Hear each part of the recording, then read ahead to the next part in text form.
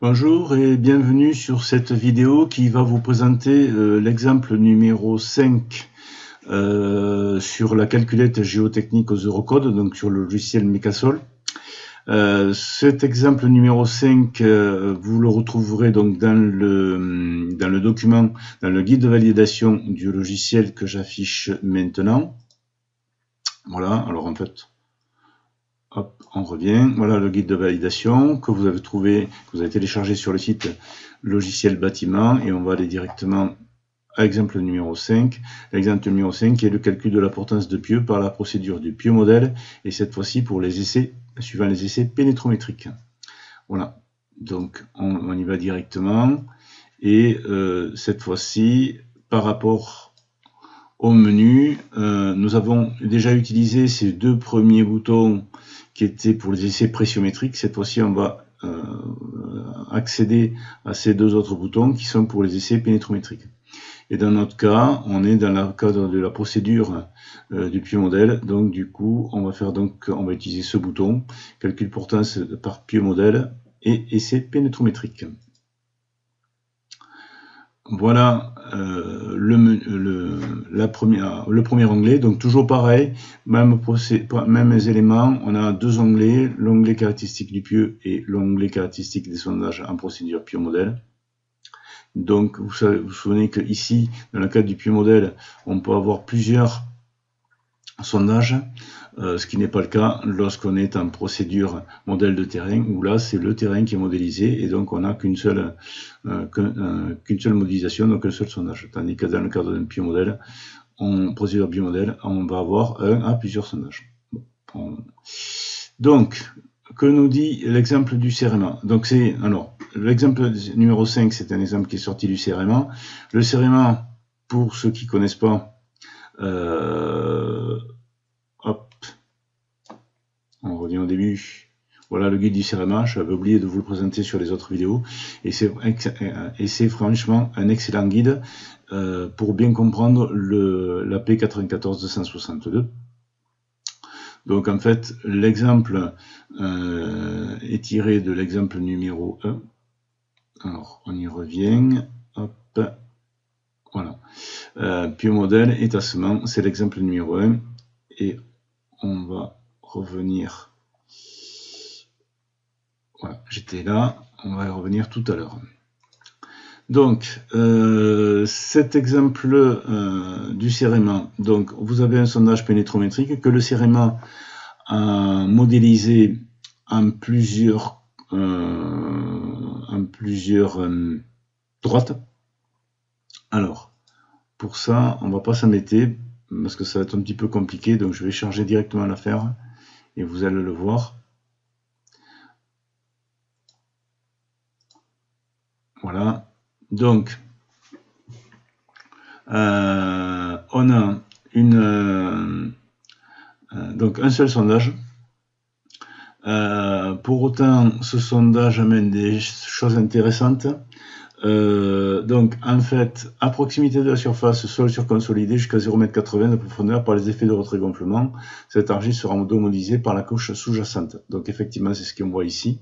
Donc, c'est pour ça que, du coup, ici apparaît en fait, alors ici plutôt, apparaît en fait qu'on s'appelle de 0 m à 0,80 m, on a exactement la même droite que de 0,80 m à 2,50 m. Donc en fait, on a bien ici la lithologie de 0 à 2,50 m argile limon ferme, et simplement pour la différencier, ici on l'a mis sur deux lignes, on aurait pu le mettre que sur une seule ligne. Voilà. Après, on a suivant ce que nous dit le CEREMA, donc ce qu'a fait le CEREMA ici, en fait, il a dissocié, en fait, et après, modélisation des différentes résistances rencontrées par des droites différentes suivant le tableau ci-dessous. Donc de 0 m à 2,50 m de profondeur, on a cette droite. C'est-à-dire qu'en fait, si vous voulez, le CEREMA modélise ça, ça va être une droite ici, une droite ici, une droite ici, une droite comme ça, et ainsi de suite. Voilà. Donc ça, c'est bien sûr le géotechnicien qui vous le donnera, c'est pas à vous le faire. Mais l'avantage, c'est que du coup, ici, dans le profil pénétrométrique, vous rentrerez donc ces droites-là. Alors, comme ce sont des droites, vous avez A qui est le coefficient directeur et B le coefficient directif, puisqu'en fait ce sont des droites linéaires, donc c'est AX plus B, donc Y égale AX plus B, si vous voulez, ou en fait là c'est QC égale AZ plus B, tout simplement, donc c'est ça en fait. Et donc vous avez le 1,59 que le coefficient directeur qu'on retrouve ici, et petit b qui est le coefficient correctif qu'on va retrouver ici. Donc par exemple, la droite qui fait de 3,70 m à 8 mètres, qui fait de moins 6,76 à plus 58,60, donc de 3,70 à 8 mètres, vous voyez qu'on a, j'ai mis moins 6,76 et 58,60. Un petit a, coefficient directeur, moins 6,76, et petit b, coefficient correctif, 58,60. Alors pourquoi c'est découpé en deux? Tout simplement parce qu'en fait, ici, je suis sur deux couches différentes, deux lithologies différentes. Donc c'est pour ça que je t'ai amené à devoir respecter ici, avec ce tableau, respecter les lithologies ici. Donc ça, c'est très important. Quand vous rentrerez vos droites, il faudra bien respecter, dans vos profils pénétrométriques, il faudra bien respecter les limites lithologiques que vous mettrez ici. Voilà. Donc vous voyez que, effectivement, à 2,50, j'ai bien un arrêt à 2,50. J'ai un arrêt à 3,30 m, j'ai bien un arrêt à 3,30 m. J'ai un arrêt à 4,50, j'ai bien un arrêt à 4,50, mais ici je suis sur deux droites qui sont sur cet espace-là. Après j'ai une autre couche à 8 mètres, donc là j'ai qu'une seule droite. Après j'ai une autre couche à 8,50, j'ai qu'une seule droite, et après de 8,50 à 18, j'ai qu'une seule couche, sauf qu'en fait, elle s'arrête à 15 mètres. Là, j'ai mis 18 mètres, tout simplement par rapport à ce que je vous avais dit précédemment sur une vidéo précédente. C'est simplement que comme on arrête la résistance à 13 mètres, la profondeur, voilà, la longueur est de 13 mètres, c'est pour pas avoir l'avertissement, tout simplement. Voilà. Donc, on revient sur le... on va mettre son HP1 tout simplement, ça sera plus joli.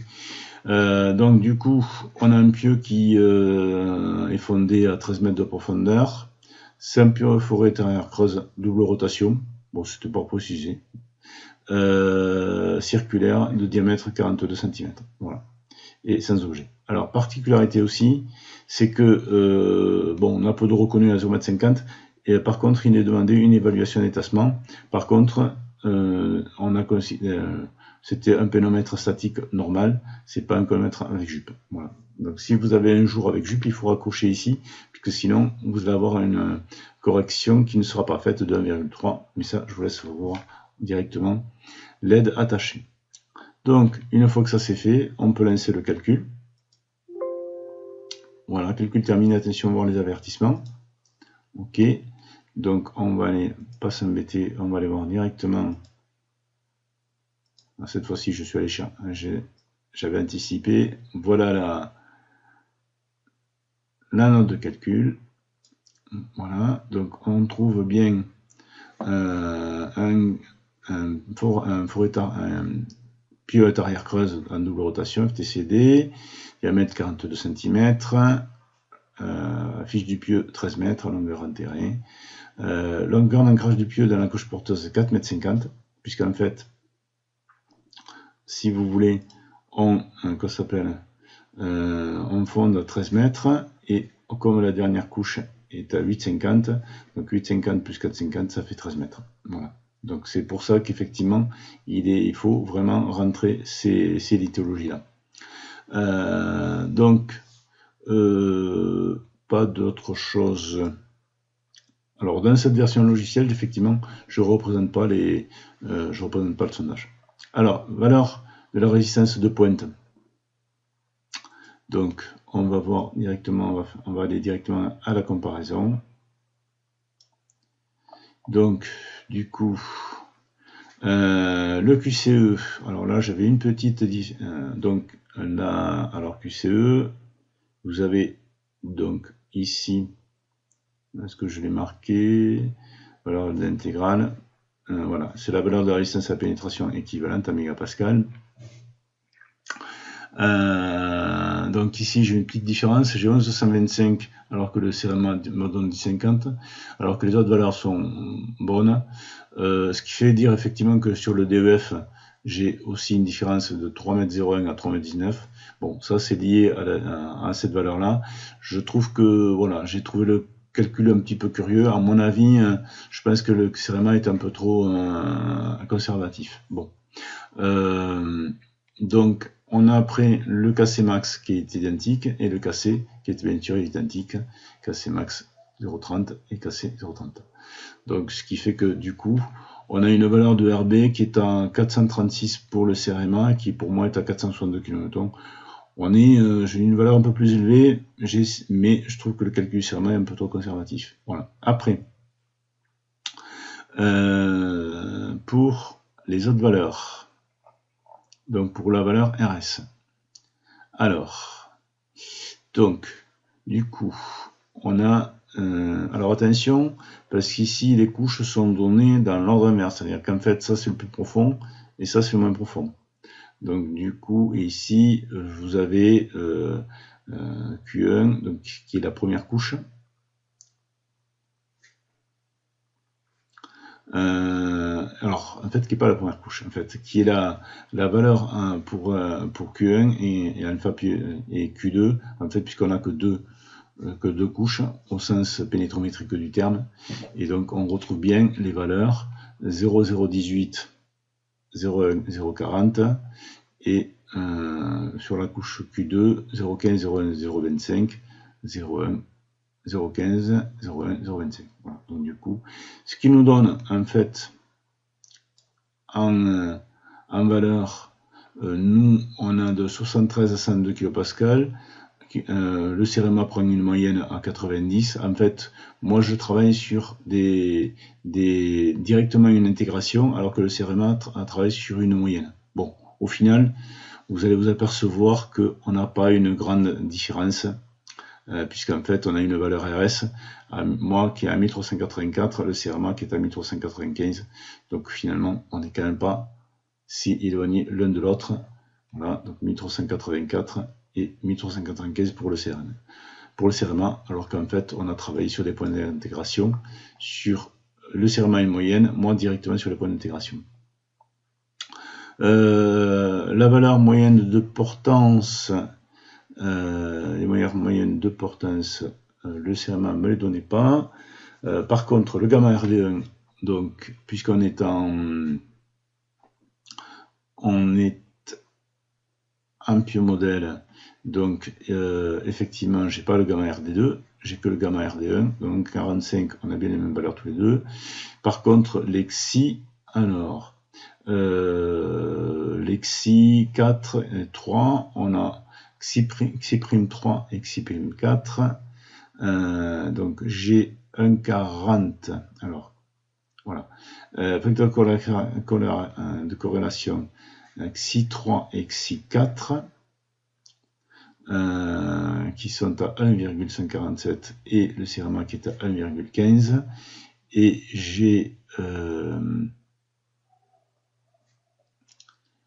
et le Xi'3 et le Xi'4 qui sont à 1,4. Voilà. Donc du coup, on a bien les mêmes valeurs. Voilà. Le RB, alors, on a après le RCK, le RB plus RS, bon, je vous laisse regarder. Le RCK, on est à peu près à la même valeur. Moi, je suis à 1,11 méganewtons ou 1110 kN et le CEREMA est à 1098, donc on a quasiment les mêmes valeurs. Voilà. Donc, ce qui donne que s'appelle les valeurs suivantes en compression. Alors, donc en fait, le RCD en compression, le CEREMA est à 998 kN, moi je suis à 1009. En situation accidentelle, le CEREMA est à 1098 et je suis à 1110. Et la situation sismique, par contre, j'ai fait le calcul, le serrement ne le fait pas. LS, alors on est toujours dans des calculs de géo, mais on n'est pas des calculs structure. Donc on est à 780, alors moi je suis à 802 kN et le serrement est à 796 et je suis à 656 en ELS quasi permanent et le CRMA est à 651. Donc du coup on a quasiment les mêmes valeurs. Donc en fait, et ça permet de pouvoir vérifier, c'est-à-dire qu'effectivement, vous voyez, on était à 796 651 pour une action que je n'ai pas voulu remettre, mais en fait c'est ça que l'on compare. Donc la valeur de résistance géo, donc c'est bien des valeurs de résistance géo par rapport à des valeurs sollicitantes qui sont à la même, qui sont aussi à l'ELS. Alors ELS, alors ELU pour ce cas de figure et ELS pour ce cas de figure. Le tassement d'un pied isolé, donc hop, on est à 8,4 mm et je suis à 8,4 mm pour SCRI et SCRV. C'est bien la même chose ici. Voilà. Donc en fait, on a bien la même valeur. Alors par contre, effectivement, il y a une chose qui a été modifiée par le programme, c'est-à-dire qu'effectivement la largeur est insuffisante. Effectivement, c'était 11 mètres et a été modifiée pour correspondre à la moitié de la longueur. Ce qu'a fait aussi le CRMA, effectivement. Donc vous voyez, ça c'est pris automatiquement en compte par le logiciel qui l'indique un petit peu plus haut. Alors, qui doit l'indiquer peut-être ici. Oui, voilà, c'est ça. Ici, surface corrigée, voire chapitre avertissement, effectivement, parce qu'effectivement, on avait une surface qui était, on avait un problème de longueur. Donc, ça a été automatiquement rectifié. Voilà. Voilà à peu près ce que j'avais à dire sur ce logiciel. Je vous remercie et je vous dis à bientôt.